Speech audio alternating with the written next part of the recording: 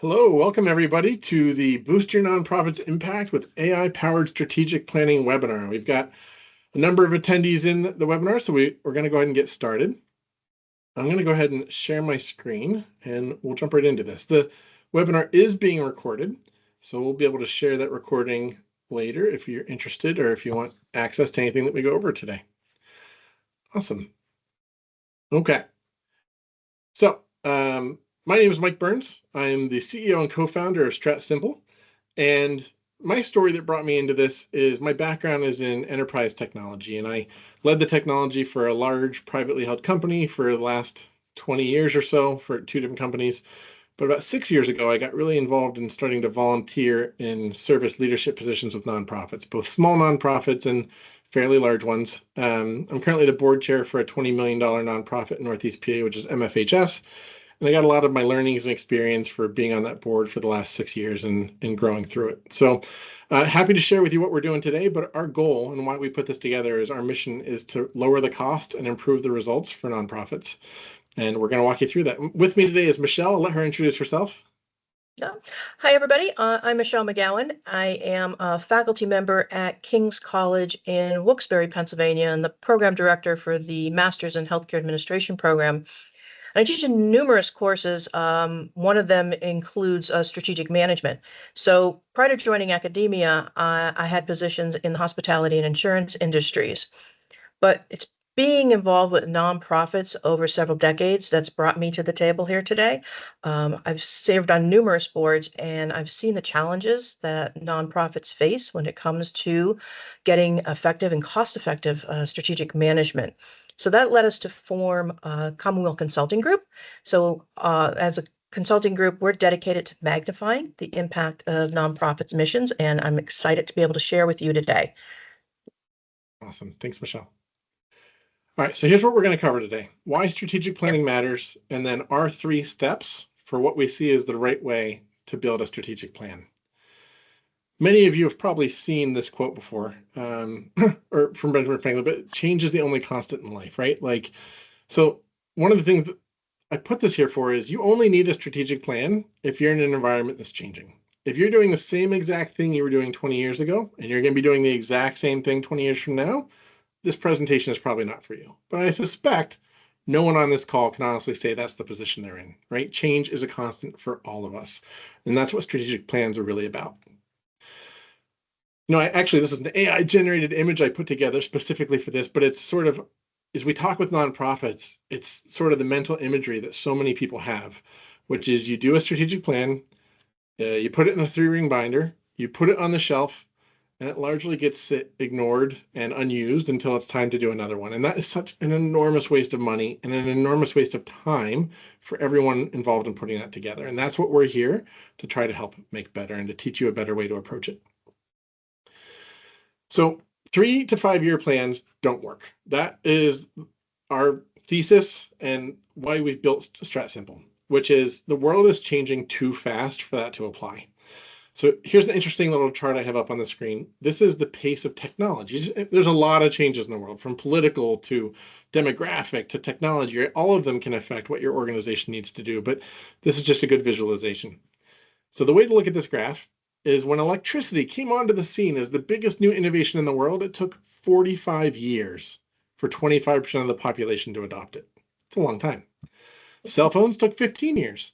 And I'm proud to say I graduated high school before the iPhone came out. And so I look very positively back at the world before we were all staring at our screens and scrolling. And certainly they brought a lot of good to the world, but can imagine the difference in running a nonprofit organization before and after cell phones? Huge.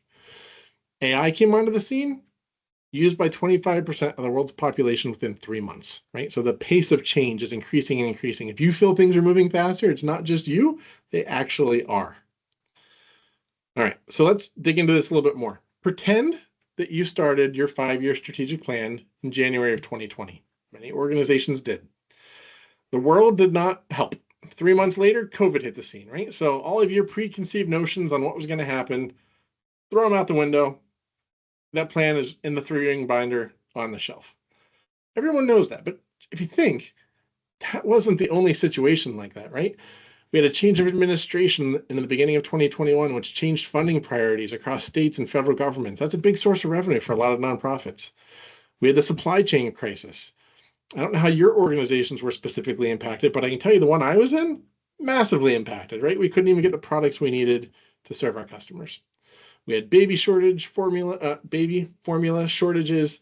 We had generative AI coming onto the scene, and depending on what your organization does, even these global things like what's happening in Ukraine and Israel can dramatically change the needs that you're responding to. So when you try to build a 3 to 5 year strategic plan, the problem is the world is changing too fast for that to really work. And when you think about strategic planning, it's really all about the change. And it's a little bit scary sometimes when people hear this concept of a 1 year strategic plan. You're like, wow, it feels like we're changing things up all the time. But if you take a step back and think about it, it's not so scary, right? There are organizations out there that have been serving their communities for 100 years with the same mission now that they had then, right? The fundamental reason for your organization's existence are pretty static. They stay around. Your vision for how you're going to make the world a better place, your mission for how you're going to do that, those should be pretty stable. Even the ways that you run your organization, right? You're probably always going to care about client satisfaction, about serving more people in the communities you serve. You're going to always care about having good employees who are happy and serving your organization's mission. That stuff's pretty stable. Most organizations don't change their performance measures on what health looks like any more than every 3 or 5 years, right? Pretty stable. And your strategic plan, that's really just focused on what needs to change. And so this is why I was talking so much about change, right? Which is the world is changing. And if you don't change with it, your organization is going to struggle to be effective and achieve the mission that you're hoping to do. And what we want to do is we really want to separate the strategic from the everyday. Certainly, most of what you and your team spend their time on is the day-to-day tasks and the urgent fires that we all have, where you have to drop everything and deal with a fire. That's always going to be there. That's not part of the strategic plan. We really want to focus the strategic plan on what are the things that we need to deal with, the changes happening around us, and how do we need to respond? That's really what we're trying to do. And, it's funny, I love this quote by Stephen Covey, which is the main thing is to keep the main thing the main thing. And you look at it at a glance, if you've not seen it before, you're like, what on earth does that say? But really all it's saying is that focus is so important, right? It's really easy to get burdened by the tyranny of the urgent, where if everything is a priority and everything's a crisis, then you can't actually move the ball forward on what really matters. It's not uncommon that we talk to large nonprofits that are really struggling a lot internally to find the resources and the capability to move their mission forward. And their first response is, I don't have the time to build a plan. We're too busy putting out the fires. That's an urgent sign that you need help, right? And the nice thing is when you get everyone focused on what's most important, you eliminate the silos that happen across organizations, right? It's really common if you don't have a well-run plan that you might have different programs you're running inside your organization, different divisions, and they're all doing their own thing and wondering why the big picture isn't getting accomplished the way you want. So that's why strategic planning still matters, why we're focused on bringing a better solution to nonprofits at a lower cost and faster turnaround time. And I'm going to hand it over to Michelle, who's going to walk us through the first 2 steps, listen and align, and I'll talk to you in a little bit. Yeah. Thanks, Mike. So the first step really is to involve the right stakeholders in your strategic planning process. So the key takeaway here is that in strategic planning, it is not a solo endeavor. I've really seen firsthand how critical it is to include those diverse perspectives in your strategic planning. So when a leadership tries to take it on their own, they're going to really miss out on some of those key insights that only can come from different departments and different levels within the organization and from those outside the organization. So when we develop these strategic plans in isolation, you're not going to align with your customer feedback. You're going to maybe overlook some technical challenges, set some unrealistic targets. So what happens is then this leads to low morale, frustration, lack of buy-in from your team members. Employees tend to feel excluded or undervalued, and that hampers the plan's implementation process and overall effectiveness of the plan. So you get a much richer, more complex plan or comprehensive plan when you bring together people from different backgrounds, experiences, and viewpoints. I like to equate this to the IKEA effect, which is a psychological effect that talks about how people tend to value an object more if they help it make it themselves. So, who are the right people to include in your strategic planning? Well, we have internal perspectives, and there are leadership, our board members, and our employees. So let's first talk about leadership. Your organization's leadership team is critical because they set the vision and strategic direction. They see the big picture and they want to make sure that plan is going to align with their overall mission, vision, and values. Next, we have our board members. They provide our governance oversight, but they bring a wealth of experience from various industries and sectors, which can offer fresh perspectives and innovative ideas. And then ultimately, they're going to be the ones who have to approve the plan. Then we have our employees. They're another critical stakeholder, offering valuable insights because they're in the day-to-day trenches. They see what's happening on a regular basis. They have the direct interaction with your clients or your customers.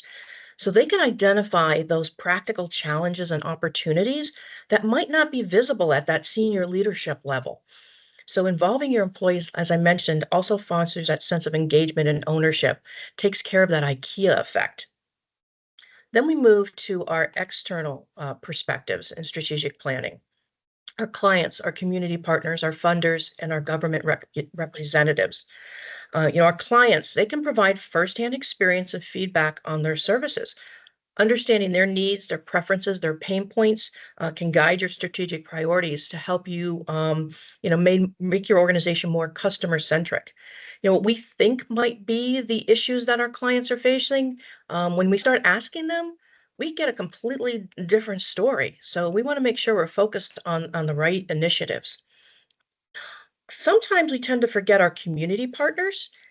They can bring external viewpoints and opportunities for collaboration. So these partners, these could be other nonprofit organizations, local businesses, other community groups, anyone who has a common goal with your organization. So by involving these individuals, you're going to leverage their resources, their networks, their expertise, create some synergies to help benefit everyone who's involved. Plus, from their external perspective, they can help you identify maybe some emerging trends and potential challenges in your organization that you may not see from your vantage point. And then finally, our funders and our government representatives. These people ensure your strategic plan aligns with funding priorities, regulations, and some policy frameworks. So if you want to engaging your funders early in your planning process can help ensure financial support and ensure your initiatives are going to meet their expectations and their funding priorities. And then the government representatives, they can really help you navigate that regulatory requirement and identify funding opportunities. So including these diverse perspectives isn't only beneficial, it's really essential. It creates a stronger, more adaptable strategy that's going to resonate with the entire team, drive better results, and make a world of difference. One of the things we've seen, though, in strategic planning is it's very difficult sometimes to get all the feedback from all these groups. It is an arduous process. So that's where the beauty of AI can come in and help us. So, now that we know we have the right, who should be involved in the strategic planning process, let's discuss a little bit about the how to gather their feedback and insights, and how AI can help facilitate this process. So we want to make sure that all voices are heard and strengthens the plan. So when you're gathering your feedback, it's important to recognize one size does not fit all. You really do need to tailor your questions to suit the specific stakeholder group that you're talking about and that you're engaging. You want to make sure you're considering their time commitments. You want to customize your questions to help ensure you're relevant and meaningful feedback from each group. And that's where AI comes in. What you see here on this next slide is this is an example of how AI can help really hone in. Traditional strategic planning relies on limited surveys or focus groups to gather their perspectives. AI makes gathering that strategic planning feedback much, much more easier than those traditional methods. So what StratSimple does is their AI coaching surveys, they're designed to gather input from all stakeholders and then customize questions for each group. So you have customized questions for your clients, for your board members, for your external funders. And then what happens is when the surveys go out to your stakeholders, those that have an interest in your strategic plan and direction of your organization, you see here an example of someone came back and said, we should get a new donor management system. Well, what does that mean? How rich is that? So AI can then prompt that response and that individual to say, hey, as you see in the bottom there, thank you for your input. Seems like your response might be more of an internal rather than an extended opportunity. And it gives them some ideas to think about how to reframe that question to give you much more richer insight into their brains and what they're really thinking about as it goes through this process. So the advanced AI tools are going to dissect the feedback to find useful insights, make sure the plan is solid, data-driven decisions are being made based upon the feedback you're receiving. So really helps your organization focus on the most impactful areas and ensures your plan is really aligned with your organizational true needs. It's also important to create a safe and trusting environment to encourage honest and open discussions about your organization's strengths and weaknesses. So people have to feel comfortable sharing their thoughts and experiences without fear of judgment or repercussions. So some ways to think about this is, you want to align some anonymous feedback, create clear guidelines on how feedback is going to be used and how you're going to maintain your confidentiality. Some people are very concerned about, what this information is going to do and how it may impact them, especially if you're trying to solicit from your staff. They may, you want their honest feedback, but they may be a little concerned, about some of the repercussions. So you want to create an environment where really people feel they can be supportive. You want to demonstrate active listening by acknowledging concern and showing a general interest in where they can participants say. And this is where a consultant can kind of come in because using a consultant, we can. Well, actually, go back. Wait, before I'm getting ahead of myself there, Mike. Go back. Yeah, let's talk a little bit more about team alignment and agreement. So, we know we need to have those diverse perspectives. We know we need to gather inclusive feedback. So the next crucial step here is really to bring together the team for alignment and agreement. So what we want to do there is you want to use data and metrics to depict current performance and future goals. So bring the team together. Essential to start with a shared understanding of where the organization currently stands and where we want to go. So data and all those metrics, those KPIs that you have can help formulate that. Looking at program outlets, financial health, client satisfaction, highlight the strengths of your organization and your areas for improvement. Also important to foster an organization-wide perspective during this alignment process. You want to ensure that everyone understands the overall vision, how their work contributes to the overall vision and objectives of the organization. So you want to have that unified vision. You also want to, encourage collaboration across the departments, break down those silos, as Mike mentioned earlier, so that you have that uniform goal of approach to goal setting. You also want to have a shared sense of reality. You want to be transparent. You want to make sure everyone understands what our strengths, our weaknesses are, our opportunities, and our threats. So to do that, we're going to use analytical tools like SWOT analysis. What are our strengths and weaknesses internal to our organization? And what opportunities and threats do we face from the external environment?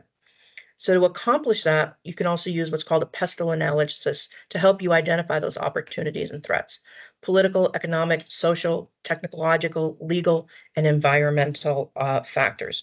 So this broader analysis helps anticipate challenges and opportunities. And then finally, achieving alignment offer requires compromise and prioritization. We have a lot of things we want to do. We have a lot of things on our plate, but we cannot accomplish everything that's out there. So through this process, we recognize, given those limited resources, you're not going to be able to pursue all of those priorities, and you need to balance them. So using the insight of the SWOT and the PESTLE analyses, you can prioritize actions with the greatest impact, and you'll also be able to engage in consensus building, and be able to, get that culture of compromise, where you're looking at things that are going to give you the greatest good. And you need to make sure that you're communicating that prioritize those goals and those rationale behind that.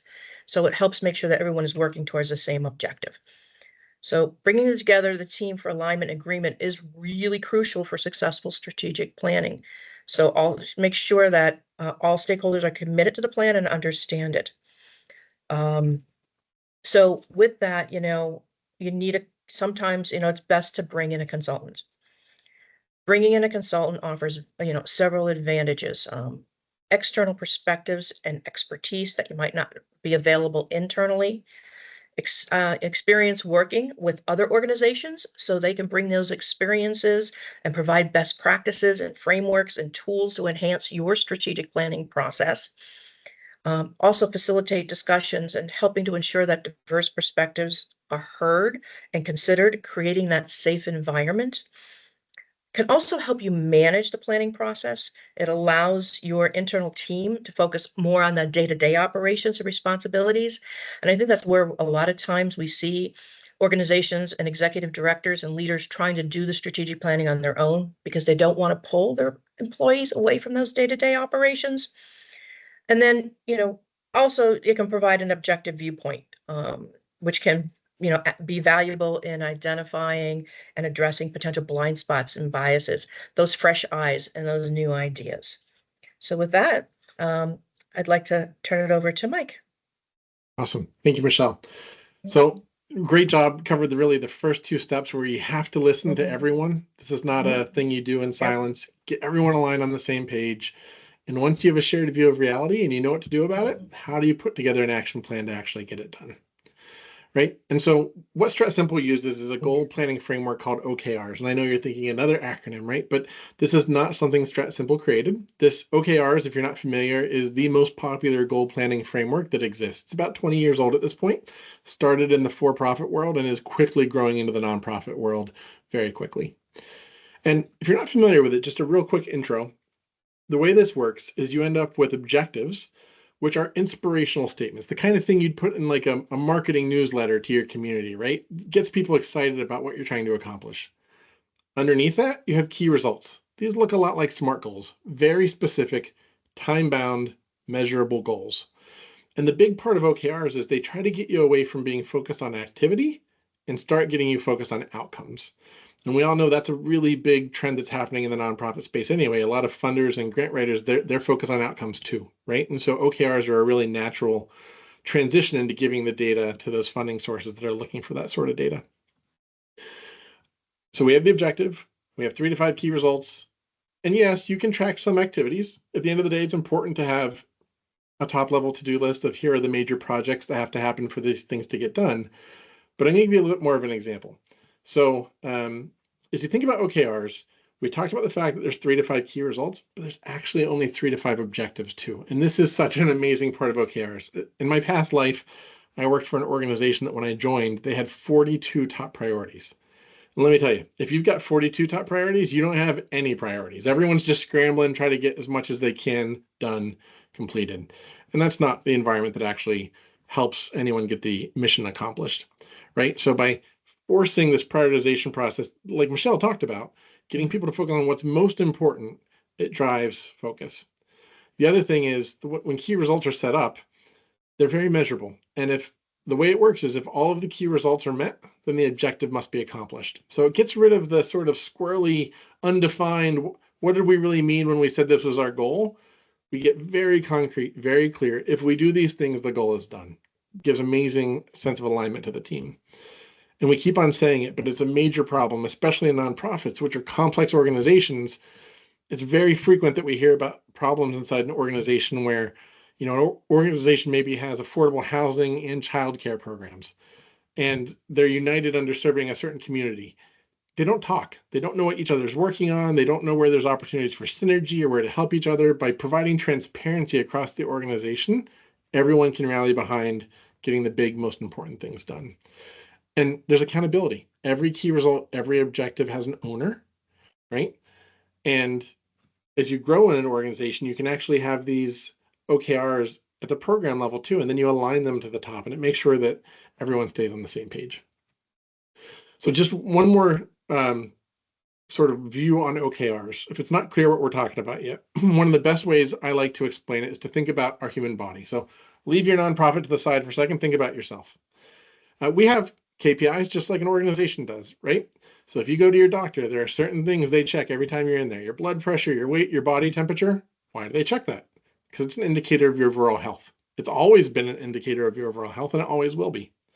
But if we're not happy with one of those health indicators, in my example, I picked blood pressure, then we choose an objective to make it better. This is where the strategy part of focusing on change comes in. If we need to change from the status quo, we build an objective to do it. So in this case, I said my objective is to improve my health by improving my blood pressure. Awesome. If I put that in a newsletter, everybody understands what I'm trying to accomplish. But then I put key results underneath it. You know, I gave just 3 makeup examples here, which is I'm going to reduce my sodium intake. I'm going to drink less than 2 cups of coffee a day. Oh, and by the way, when I say improve my blood pressure, that's the number I'm targeting. So we're not going to get to the end of the quarter and be like, well, I don't know, it got better. Is that good enough? You want to be very clear and aligned on exactly what success looks like. And this is an area where the StratSimple software helps. So one of the hardest things for teams adopting OKRs is starting with a blank sheet of paper and putting a good goal together. Setting good goals is really hard, right? And so it's easy to say what your objective is, but thinking through how to measure it, that's tricky. And so we use AI to help with that. So we've got an example here where we said, hey, our objective is we want to recruit more volunteers to help in the organization. Awesome. We run that through several different AI models. And what comes out of it is a proposed objective that you probably wouldn't want to share in your newsletter to the community that our aspirational thing is we're just trying to get more volunteers. That's not super inspirational. So the AI comes back and says, maybe it's inspire a thriving volunteer community to amplify our impact. Well, yeah, that sounds a lot more inspirational than what I wrote, right? But it actually teaches the user how to make that better, right? So you can imagine in your organization, as you're trying to coach the leaders and the team members you have, the AI actually helps them learn how to set better goals themselves. And then it proposes key results. And this is where the value really kicks in here, because it's hard for people to think through ways they can measure this stuff. And as our suggestions come back, it comes back with leading key results, lagging key results, and this weird term we call counterbalancing, which I'll get to. And if you're not familiar with leading and lagging goals, the idea here is if we're setting an annual plan, one of the worst things you can do, and I see it happening all the time, is you only have lagging indicators. So that means, what do I mean by that? It means you're not going to know whether you're on track or not to hit your goal until the 11th hour.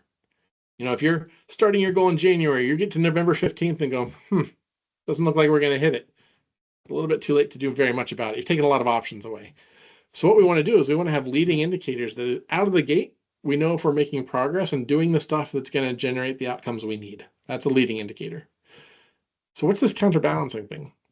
Well, the idea here is that it's really easy for people to get over-focused on one thing and lose track of the unintended consequences that could happen, right? So in this example, if we say we're trying to recruit more volunteers, the AI comes back and says, well, maybe some key results you want to think about are maintaining the donor or the volunteer satisfaction rate, or not having volunteer turnover, right? What are those things that if we over-focus on new people, maybe we start losing the old ones? We don't want to let that happen, right? So it just helps your team think through how to set good goals. And when you have good goals, the really important part of that is putting them somewhere you can use them. Don't have a 3-ring binder that goes up on the shelf and no one ever looks at it. So what you're looking at here is the StratSimple OKR software. And what we've built is a place to keep all of your outcomes and your goals in one place. So you and your team are not having to jump between a lot of different systems. At the top, we have key performance indicators, right? We have employee satisfaction, clients served. These probably look pretty common to you. In general, KPIs are not that different between different organizations. Everybody's sort of focused at the highest level on the same things. But every organization's OKRs are very different. because what they're trying to change is unique to them.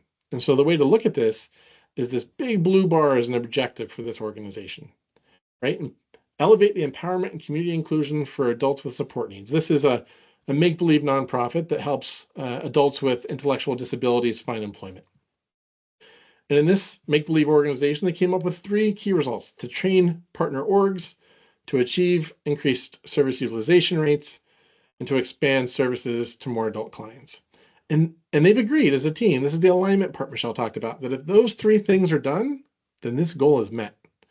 And so what the team does is they put updates in every week. And this is another point where people get a little bit afraid, but we measure this and it takes on average only 1.5 minutes for people to put their updates in. Because when those updates come in, we ask for a numerical update. Hey, if we said we were going to train 100 new partner orgs, how many did we train? Are we up to 5? Are we up to 6? Right? We give a chance for them to put in comments. But then the one non-intuitive piece that's super important, you'll notice on the dashboard these colors. We have a red KPI, a yellow key result. As people put in their updates, we ask them for a gut check. Because we've all been in this situation where maybe you have a slow start, but you are super confident you're going to get a home run. Or on the flip side, you're at the 11th hour and it looks numbers wise that you're at 9 out of 10 and you're going to bring it home, but you know that your path to success is vanishing and you need help. So we track both the numerical measurements and the gut check. And that's what the leadership team can then use to steer, guide, and advise team members to accomplish the goals. Right? So that's how OKRs work to actually implement a plan. But having a plan is not enough. If nobody knows about your plan, you might as well not have one. So you still need a lot of work around communication, around alignment. So think about this. Organizations that do this best broadly advertise and share their focus points they're going to be working on. I've seen nonprofits put out as part of their annual news, their annual newsletter, for lack of a better word, that goes out to their community. Here's the things we're focused on this year. And I've seen that lead to grants and incoming funds and new revenues for the organization when people are like, yeah, I understand what they're doing and I want to get behind it. We want to be putting this in monthly newsletters to your team. You want to be sharing your OKR performance at every board meeting. This is a really powerful tool for making sure there's an alignment between what's most important between staff and board members. And you have to use it during staff meetings too, right? And here's the part that's hard when you're implementing a new system like this. You have to repeat yourself over and over again. The analysis I've seen on this, the answers is that on average, it takes 13 repetitions until somebody has received the message, right? So you have to share and reshare and share again until you're exhausted and you're convinced that people are frustrated at you for oversharing and they maybe heard you that time. And that's a really important part of getting your organization and all your stakeholders aligned behind your plan for what's most important. And this is not a one and done thing either, right? So this is a planning cycle. It's a process that you get into. And it starts with building an annual plan. That's what Michelle and I have spent time talking about today, right? So how do you listen to everybody, get their feedback, get your team and your board aligned that this is what we're going to go do? Great. That's step one. But you need to break that down into small pieces. We've all heard the old allegory that how do you eat an elephant? One bite at a time, right? Just like a 3 to 5 year plan is too big, honestly, so is a 1-year plan. It's really hard to figure out, for me, what I'm going to be doing next July right now. So what you want to do is you want to break your 1-year plan down into quarters. Still focused on the annual plan you did, but just saying, hey, what piece are we going to focus on in Q1? What piece are we going to focus on in Q2? And by breaking it down to small pieces, you make it feel less intimidating, less scary, and more doable to your team, right? And that helps you deliver results. Next, you want to be doing check-ins, right? So this is that important part we talked about where every week we want updates from the accountable owners. How are you doing? How's your metrics moving? Do you feel good about it? Do you need help? And that's a really important part that sometimes OKRs can be used punitively inside an organization. That is not what they're here for, right? If you're aligning your team in a psychologically safe environment, then if somebody's underperforming on their goals, that's an opportunity for everybody to rally around them and help, right? So that's a really important part of that. How do you know they need help? Because you need to be doing a review. So as your team members are doing that regular check-in, your leadership team needs to be doing regular reviews. Build it into your cadence of how your leadership team works. Spend 15 minutes a month saying, where are we on track? Where are we off track? Who needs help? And who needs kudos because they're kicking butt, right? That's all part of the process to get alignment and engagement around the process. So we have the AI that's helping do the surveys. It's summarizing their feedback, the feedback into themes, insights, and responses. We're using it to help set the goals even for OKRs. The impact on this is that we are significantly reducing the labor that goes into building a strategic plan. And that's really what StratSimple was created to do, which is how do we significantly lower the cost of a high quality strategic plan? In the past, it's not uncommon when we talk to clients that they sometimes are used to 4, 6 or more months to complete a strategic plan from the first engagement with a consultant. That's just not practical, right? If it takes 6 months, then you're doing strategic planning half of the year if you're doing this every year. It just doesn't make any sense, right? So instead, by using AI, we're massively shrinking down the work that goes into collecting feedback. We can do that in as little as a couple weeks, right? We want generally the executive director or the CEO to be putting their own views and perspective down. That takes a few weeks too. We generally do that after the survey results come back. But at that point, that's the bulk of the work. At that point, we're scheduling an offsite to do the teamwork to get everybody aligned. We're putting the goals into StratSimple. We're training your team, and they're off and running, right? So you're from this really big 6-month chunk of work down to 8 weeks. And this schedule can change depending on a client's needs. But the important part of this is the costs come down significantly. So by taking all that labor out, it's not uncommon in the industry for a strategic plan to cost $20,000 or $30,000 because of all the work that goes into it. Using StratSimple, the software package is under $5,000 for a nonprofit. And there's a bit of, we always recommend having a consultant involved to do the facilitation. Michelle explained why that's so critical, and I couldn't agree more. Having an outside perspective that helps make sure everybody's voice is heard is critical, right? And what we generally see is in the first year of onboarding to StratSimple, you're going to need more consulting help getting used to it. But the goal here is to make you more and more self-sufficient over the years. So maybe in the future, you just need a consultant to come in and help with the facilitation. You don't need help setting up your surveys and repeating them every year, that sort of thing, right? So the whole system is built to say, how as an industry can we take the same amount of resources to help more organizations achieve their mission and make the world a better place? So that's what we covered today. The plan for how do you listen, align, and action your plan. Really, it's a pleasure being here with you today, Michelle, and a lot of fun. If you're interested to learn more, the next best step is to schedule a demo. We'd love to understand exactly what challenges you're trying to face, give you a demo of how the StratSimple software can help, and answer any questions you have. With that, if we have any questions, I know we have some attendees live on here. Feel free to put your questions in, and we are happy to answer them. So, Mike, while we're waiting for questions to come in, maybe you can explain a little bit about what happens if your plan needs to change once they've completed it, how that Great works. question. Yeah, it's a great question. And so that's one of the beauty of doing an annual planning cycle. The first is you're not married to these goals, right? If you start your plan in January 2020 and COVID happens, time to change the plan, right? It's okay to call an audible and say, look, things that we couldn't have predicted have changed. The point of this kind of a strategic plan is that it's actionable. It's aligning the team on what's most important, and sometimes what's most important has to change. That's just the reality. So when that happens, the advice is, yeah, change the plan, align everyone that you're doing it. The board needs to understand, the leadership team needs to understand, employees need to understand. It's almost like recommunicating a plan out again, because that alignment is so critical. If you make a big change and don't tell anyone about it, it hurts, right? So, but the software is completely flexible and allows you to do that. Yeah, thanks. Yeah, I think, the important thing is compressing that time, getting more diverse opinions, getting those right stakeholders, those people that have an interest in your organization and are affected by your organization, to see that that vision and help form this plan and get more voices into it. I think is really key in what this software can do for nonprofits, along with lowering that cost and shrinking that timeline. I kind of think of it as you form your New Year's resolution. What happens to that New Year's resolution by the end of, February, if not sooner? This way, looking at it with OKRs on a quarterly basis, it's like a fresh approach, taking your, looking back and reflecting on what we've accomplished in the previous quarter and how we can move forward. It's a quarterly New Year's resolution. It's a good way to look at it. And I agree with you. I think you use the key word when you talk about the feedback. It's about diversity. It's about inclusion.